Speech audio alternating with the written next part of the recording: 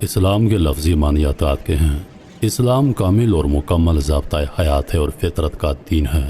اسلام کائنات کے ظاہری اور چھپے وجود کے ظاہر ہونے اور انسان کے متعلق سارے احوال اور تبدیلیوں پر نظر رکھنے والا دین ہے۔ یہ ایک تسلیم شدہ حقیقت ہے کہ اسلام نے یونانی فلسفوں کے ارد گرد بھٹکنے والے انسانوں کو علم کی روشنی سے منور کرتے ہوئے سائنسی علوم کی بنیادیں مہیا کی۔ اسلامی تعلیم کا اہم اور بنیادی ماخذ قرآن مجید ہے اور انسان قرآن مجید کا بنیادی موضوع ہے۔ انسان کو بار بار اس بات کی دعوت دی گئی کہ وہ ارد گرد میں پیش آنے والے واقعات، حالات اور تغیرات سے باخبر رہے اور ان پر فکر کرے۔ اللہ رب العزت کی طرف سے عطا کردہ علم و عقل اور قوت و شعور سے کائنات کے ظاہری باطنی رازوں پر سوچے۔ اللہ تبارک و تعالیٰ نے کامل مسلمان کی صفات قرآن مجید کے اندر کچھ یوں ارشاد فرمائے ہیں: زمین اور آسمانوں کی پیدائش میں اور دن اور رات کے باری باری سے آنے میں ان ہوشمند لوگوں کے لیے بہت نشانیاں ہیں جو اٹھتے بیٹھتے اور لیٹتے ہر حال میں اللہ کو یاد کرتے ہیں اور آسمان و زمین کی ساخت میں غور و فکر کرتے ہیں۔ وہ بے اختیار بول اٹھتے ہیں: پروردگار، یہ سب کچھ تو نے فضول اور بے مقصد نہیں بنایا ہے، تو پاک ہے، پس اے رب ہمیں دوزخ کے عذاب سے بچا لے۔ محترم ناظرین، آپ دوستوں کے سامنے ایک چھوٹی سی کہانی پیش کی جائے گی جس میں قرآن اور سائنس کا کیا رشتہ ہے، یہ بات آپ دوستوں کو سمجھانے کی کوشش کی جائے گی۔ آئیے کہانی کی جانب بڑھتے ہیں۔ جب سے جمعے کا خطبہ سن کر آیا ہوں، دل کبھی اپنے مولویوں کی سادگی پر ہنسنے کو کر رہا ہے اور کبھی ان کی کم عقلی پر ماتم کرنے کو۔ دنیا کہاں سے کہاں پہنچ گئی، اور یہ ابھی اپنے دوست جو عمر میں مجھ سے بڑے ہیں، جس کو پیار سے بابا کہتا ہوں، میں نے بات کی۔ بات سنو، آج کچھ پریشان ہوں، بات سمجھ نہیں آ رہی۔ یار بابا دیکھو نا، یہ مولوی کیسی باتیں کرتے ہیں، پھر آپ لوگ کہتے ہو کہ ان کا مذاق نہ اڑائیں، تو اور کیا کریں؟ بابے او بابے، یار آج مولوی کہہ رہا تھا کہ قیامت کے دن ہر انسان کے اعمال کی تختیاں اس کی گردن میں ڈالی ہوئی ہوں گی۔ تو بابے نے حیرانگی سے مجھے دیکھا۔ یار بابے بتاؤ نا، یہ کیا بات ہوئی؟ اگر ایک آدمی کے 70 سال عمر ہوئی تو کتنی بڑی اور لمبی تختیاں اس کے گلے میں ہوں گی؟ سوچو نا۔ میری ہنسی نکل گئی۔ اور اگر کسی کی عمر 100-200 سال ہوئی تو اس کی تختیاں تو یار حد ہے ویسے۔ بابے کا چہرہ سرخ ہو گیا۔ بولا، تم مولوی پر ہنس رہے ہو یا اس تختی والی بات پر؟ جہاں تک تختی کی بات ہے تو یہ قرآن کی آیت ہے، تم آیت پر ہنس رہے ہو۔ میں گھبرا گیا اور جلدی سے کانوں کو ہاتھ لگائے کہ مجھے پتا نہیں تھا۔ لیکن بابے، یہ کوئی لاجیکل بات تو نہ ہوئی؟ بابے نے ہاتھ کے اشارے سے مجھے روک دیا اور بولا، 100% لاجیکل بات ہے، سنو۔ یہ آیت قرآن مجید کی سورہ اسراء کی آیت نمبر 13 میں ہے۔ کچھ یوں ارشاد ہے: اور ہم نے ہر آدمی کے نامہ اعمال یعنی اس کے انجام کی بھلائی یا برائی کو اس کی گردن میں لٹکا رکھا ہے، اور ہم اس لکھی ہوئی چیز کو اس کے لیے قیامت کے دن نکالیں گے، جسے وہ کھلی ہوئی کتاب کی طرح پائے گا۔ سنو بچہ جی، تم یہ سمجھ رہے ہو کہ لمبی سی تختی گلے میں ڈالی ہوگی کیونکہ تم اللہ کی ٹیکنالوجی کو اپنی ٹیکنالوجی سے کمزور سمجھتے ہو۔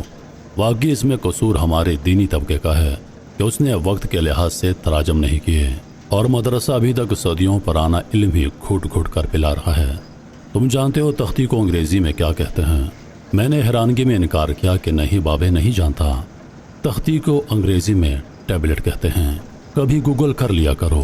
موسیٰ علیہ السلام کو جو سلیٹ یا تختیاں دی گئی تھی انہیں بھی ٹیبلٹ کہا جاتا تھا۔ سب سے قدیم جو تختیاں یا مٹی کے سلیٹ ملی ہیں وہ داستان گلگامیش کی ہیں، جس پر میخوں کی طرح خطوط ہیں، جس سے میخی رسم الخط کہتے ہیں۔ یہ آج سے کوئی 4500 سال قدیم ہیں۔ تو اگر گلے میں لٹکتی تختی کو آئی پیڈ یا سیمسنگ ٹیب کہیں تو پھر تو جگہ بن جائے گی نا گلے میں، اور اگر اس کی GPS کو بڑھا دیا جائے تو پورے ملک کا ڈیٹا آپ کی گردن میں لٹکایا جا سکتا ہے۔ لیکن یہ بات بھی اب پرانی ہو گئی ہے۔ اس آیت کا دوسرا حصہ اگر تم غور سے پڑھو تو اللہ کریم فرما رہے ہیں کہ ہم قیامت کے روز اس کے لیے ایک رجسٹر نکالیں گے جس کو وہ بالکل کھلا ہوا پائے گا۔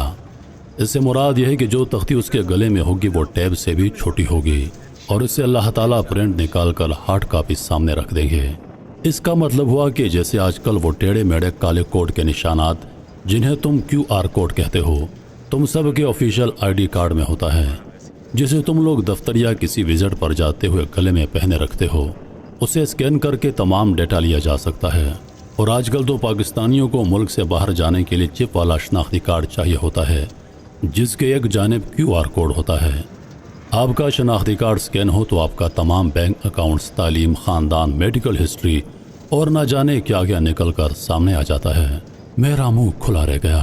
اس نے میری ٹھوڑی کو اوپر کی جانب زور دیتے ہوئے منہ بند کرایا اور اپنی گفتگو جاری رکھتے ہوئے بولا، چلو تھوڑی دیر کو ہم ٹیبلٹ کو اصلی تختی سمجھ لیں تو تمہارا جی بی 200 کا موبائل فون، جس میں تمہاری ساری 2 نمبریاں fraud bank accounts, reports, e mails, family details, تصاویر، بلکہ نہ جانے کیسی کیسی تصاویر ہوتی ہیں۔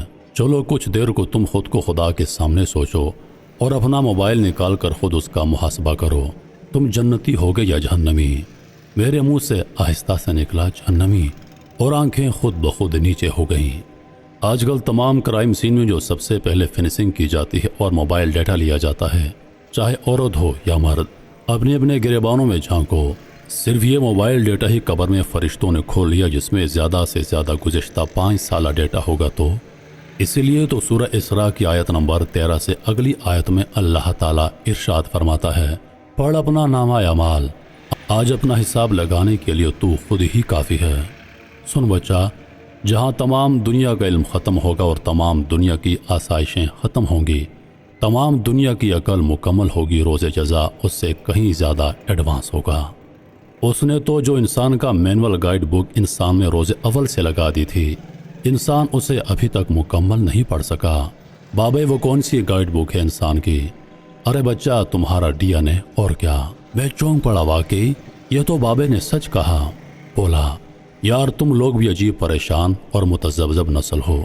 ایک پچھلی صدی کے اندھے لولے لنگڑے گونگے سائنسدان اسٹیفن ہاکنگ کو آنکھوں سے الفاظ بنانے والی مشین ایجاد کر کے دے سکتے ہو، جس میں وہ اپنی پلکیں اور آنکھوں کی پتلیاں ہلائے تو جملے بنے۔ فیس بک تمہاری آنکھوں کی حرکت پر تمہارے صفحہ کی ایکٹیویٹی اور اشتہار امریکہ میں بیٹھے بیٹھے نوٹ کر لے، اور دوبارہ جب تم فیس بک کھولو تو وہ تمہارے من پسند پیجز اور ایڈورٹائزمنٹ کی طرف تمہیں راغب کرے۔ لیکن جب بات خدا کی آئے تو لوہ بھی بڑا سا بلیک بورڈ دیکھے اور قلم سیاہی میں ڈبو ڈبو کر